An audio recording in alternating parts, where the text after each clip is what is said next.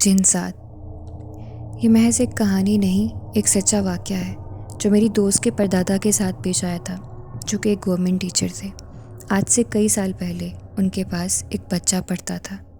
कैसे उन्हें इस बात का इल्म हुआ कि वह बच्चा कोई मामूली इंसान का बच्चा नहीं बल्कि जिन है, जानने के लिए वीडियो को एंड तक देखिएगा। शुरू करते हैं अनदेखी ताकतों की एक और सच्ची कहानी। ये कहानी है मेरे परदादा की, जो कि एक गवर्नमेंट टीचर थे। वो गांव में बच्चों को पढ़ाया करते थे। ये कहानी मेरे अम्मी अब्बू ने मुझे सुनाई। उस दौर में गांव में ज़्यादा स्कूल नहीं हुआ करते थे, बस एक तो हुआ करते थे। इसलिए दूसरे गांव से भी कई बच्चे उनके पास पढ़ने आते थे। ये बात काफ़ी पुरानी है। उन वक्तों में टीचर्स अपने बच्चों से छुट्टी के बाद अक्सर काम करवाया करते थे, जैसे कि गवर्नमेंट स्कूलों में होता है। मेरे परदादा भी बच्चों से अक्सर काम करवाया करते थे। एक बच्चा जो कि दूसरे गांव से परदादा के पास पढ़ने आया करता था, वो बहुत होशियार था। उसको पढ़ने का नहायत शौक था, वो लायक भी था, लेकिन फिर भी वो बाकी बच्चों से बहुत मुख्तलिफ था। वो देखने में बज़ाहिर तो एक बच्चों जैसा ही लगता था, मगर फिर भी उस बच्चे में कुछ तो अजीब था, जैसे उसमें कुछ स्पेशल बात हो। उसकी हरकतों से कई बार वो मशकूक लगता था। चेहरे के नक्श व खदोखाल तो एक आम इंसान जैसे ही थे, उसके बावजूद उसके चेहरे को देखकर अजीब सी कैफियत हो जाती थी। वो पूरी सरार सा लगता था। मालूम पड़ता था कि कुछ तो है जो उसमें मुख्तलिफ है। मेरे परदादा जब भी इस बच्चे को देखते तो खो से जाते। वो उसको देखकर क्या महसूस करते थे, वो भी ये बात जानने से कासिर थे। अब वो बच्चा पहले से भी ज़्यादा मशकूक काम करने लगा। जैसे उसको बाकी बच्चों जितना सबक याद करने को मिलता, वो एक दिन में पूरी किताब याद कराता। कोई काम करने को कहते, वो पलक झपकते ही कर देता। सब हैरान हो जाते। मेरे परदादा जान गए थे कि कुछ तो है जो सही नहीं है। इसी तरह उस बच्चे को आजमाने के लिए एक दिन तरकीब सोची। उन्होंने छुट्टी के बाद सब बच्चों को इकट्ठा किया और कहा कि तुम सब बच्चे मुरब्बे से जाकर गंदम के भूसे की एक गठड़ी लेकर आओ। वो देखना चाहते थे कि अब वो बच्चा क्या करता है। उसके बाद हर चीज़ कंफर्म हो जानी थी कि वो बच्चा सच में इंसान है या कुछ और। सब बच्चे चले गए तो मेरे परदादा बेचैनी से उस बच्चे का इंतज़ार करने लगे। सब बच्चे क्योंकि छोटे थे, इसलिए अपने अपने हिसाब से थोड़ा थोड़ा भूसा इकट्ठा करके उसकी गठड़ी बनाकर ले आए। मगर मेरे परदादा तो इस बच्चे के इंतज़ार में थे कि न जाने वो कहाँ रह गया है। मगर फिर जब वो आया तो सबके होश उड़ गए और उसके आने के बाद हालात कुछ और ही थे। अब मामला पेचीदा हो चुका था। वो गठरी लाने के बजाय वहाँ मौजूद सारा का सारा भूसा एक हाथ में उठाकर ले आया था। ये देखकर सब बच्चे भी डर गए। परदादा जी ने सब बच्चों को छुट्टी कर दी और उस बच्चे को अपने पास बुलाया, क्योंकि अब उसके बाद वो अच्छी तरह जान गए थे कि ये बच्चा कोई आम बच्चा नहीं बल्कि कोई और ही चीज़ है। उनको शक तो पहले से ही था, मगर अब उनका शक यकीन में बदल चुका था। उस बच्चे को पास बुलाकर उन्होंने पूछा कि कौन हो तुम? तो उस बच्चे ने कहा कि मैं इंसान नहीं बल्कि एक जिन का बच्चा हूँ। मैं जिनजात हूँ। मुझे पढ़ाई का बहुत शौक़ है, इसलिए आपके पास पढ़ने आता हूँ। डरे मत, मैं आपको कोई नुकसान नहीं पहुँचाऊँगा। आप मेरे उस्ताद हैं, मेरे लिए मोहतरम हैं। उसके बाद मेरे परदादा ने उससे वादा लिया कि तुम किसी को कोई नुकसान नहीं पहुँचाओगे। उस जिन के बच्चे ने मेरे परदादा की बात में सर हिलाया। मेरे परदादा से इल्म हासिल करने के इनाम में उसने परदादा जी से वादा किया कि मैं आपकी 7 नस्लों की हिफाजत करूँगा।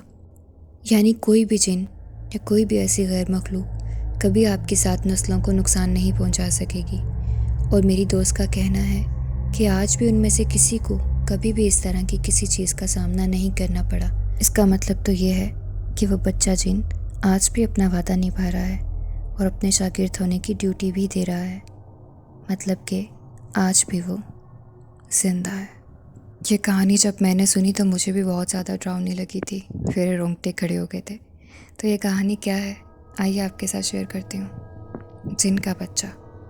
ये वाक़या मेरी दोस्त जन्नत की अम्मी के मामू के साथ पेश आया। ये बात आज से कई साल पुरानी है। किस तरह से सिलसिला पेश आया, आइए सुनते हैं। ये वाक़या आज से बहुत साल पहले मेरी वालिदा के मामू के साथ पेश आया। वो कहीं से अपने घर वापस आ रहे थे। उस दौर में लोग ऊँट चलाया करते थे, वो भी ऊँट पर सवार थे, और दोपहर का टाइम था। लगभग 12 बजे के बाद का वक्त था।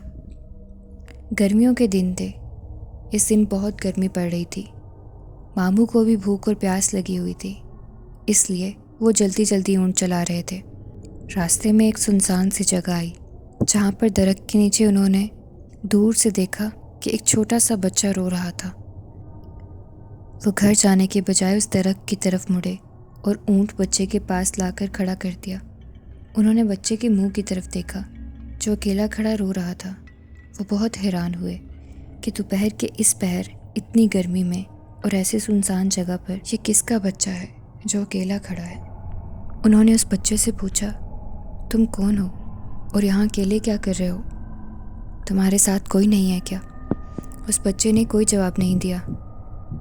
उस बच्चे ने तो बस रोने पर ही जोर दिया हुआ था। वो बहुत ही खूबसूरत बच्चा था। मामू को उसकी तरफ एक कशिश ने खींचा। उन्होंने इस बच्चे को अपने साथ ले जाने का सोचा कि जाकर पूछता हूँ गांव में किसका बच्चा है। उन्होंने बच्चे को हाथ पकड़ाया और वो हाथ पकड़कर ऊँट पर बैठ गया। गांव अभी दूर ही था और मामू का घर भी। मामू ने ऊँट चलाना शुरू कर दिया। काफ़ी देर बाद जब रास्ता काफ़ी तय हो गया तो मामू ने देखा कि बच्चा खामोश हो गया है। उन्होंने सोचा, अच्छी बात है कि बच्चा अब नहीं रो रहा, हम भी बस पहुंचने वाले हैं। तो मामू की नज़र अचानक बच्चे के पाँव पर पड़ी और मामू की आंखें फटी की फटी रह गईं। उन्हें जैसे कोई सांप सूंघ गया हो। वो नहायत खौफज़दा हो गए थे। जब उनकी नज़र उस बच्चे के पाँव पर पड़ती है तो वो क्या देखते हैं कि अपने साथ तो वो बस बच्चे को लाए हैं, उसके पाँव तो पीछे ही पड़े हैं। जी हाँ, सही सुना आपने। उन्होंने देखा कि बच्चे के पाँव हद से ज़्यादा लंबे हुए पड़े थे और उन्होंने जितना सफ़र तय कर लिया था, बच्चे के पाँव उतने लंबे फैले हुए थे। जहाँ से उसको उठाया था उस बच्चे के पाँव उस दरख्त के पास ही थे, बस उसने अपने जिस्म को फैला लिया था। उसके बाद मामू ने अपनी चीख को दबाकर खुद के होशों पर काबू पाकर बिना उसको बच्चे को एहसास दिलाए कि उसकी हकीकत उन पर आया हो गई है, उस बच्चे को अचानक ज़ोर से उठाकर नीचे फेंका और वहाँ से भागने के लिए ऊँट को जल्दी जल्दी चलाना शुरू कर दिया और पीछे मुड़ के नहीं देखा। बस उसके पाँव पर नज़र पड़ते ही उन्होंने अपना मुंह सामने किया और उसको उठा के नीचे फेंक दिया।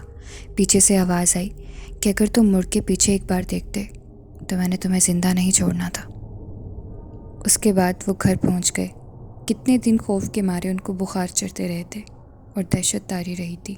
इस डर से अगर वो जिन ये सब जान जाता तो न जाने क्या हाल करता उनका। इसलिए कहते हैं कि राह चलते किसी भी चीज़ से पंगा नहीं लेना चाहिए। क्या पता कब किसके भेस में कौन हो। You never know.